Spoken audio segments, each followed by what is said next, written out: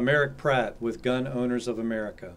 On this Veterans Day, GOA wants to thank our military veterans for their service to our country. We truly appreciate every one of you for the sacrifices you have made to keep us free.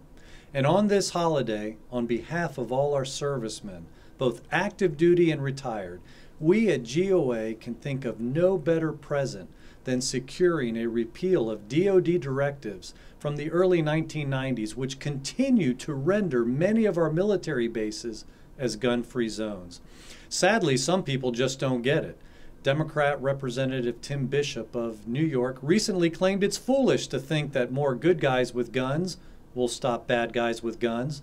After all, said Bishop, there were an awful lot of really good guys with guns at Fort Hood, and yet the attack still occurred.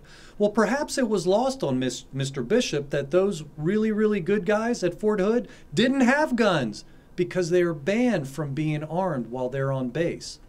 Of course, there were several soldiers who were within 100 feet of Ivan Lopez, the Fort Hood shooter, this past April.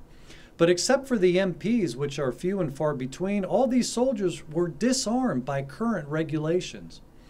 Lieutenant Patrick Cook was a survivor of this year's Fort Hood shooting, and he personally gave testimony to a Texas Senate committee about the dangers of gun-free zones.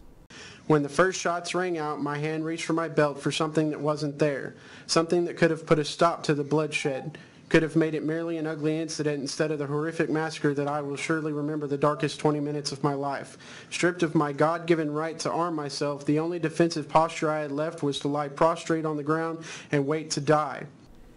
Look, there is something wrong with this picture, isn't there? Soldiers who are trained to protect our country are reduced to cowering behind closed doors and dialing 911, unable to protect themselves?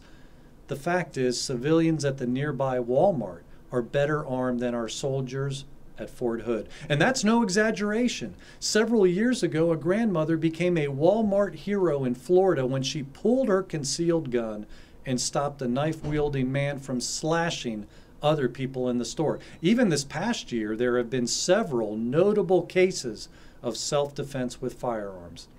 In Darby, Pennsylvania, a doctor saved countless lives after he incapacitated a patient who had defied countless laws in his quest to gun down several hospital workers. In Oklahoma, a reserve deputy with a personal firearm stopped an Islamic militant from continuing his rampage at a food distribution center.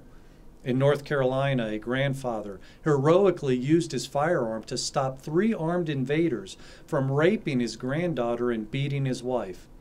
And in Chicago, we tip our hat to a military veteran who used his newly granted concealed firearm this year to save a woman's life from an armed gang, keeping her from becoming just another murder statistic in one of the most violent cities in the country. We don't expect President Obama to willingly rescind the gun-free zones ban on military bases, but come next year, GOA will be working with the new Congress to make the repeal of these gun-free zones a reality. So please go to gunowners.org and sign up for GOA's low-volume legislative alerts. These email alerts are absolutely free, and when you're there, sign up and join Gun Owners of America. We are and will continue to be on the front lines fighting for your Second Amendment rights.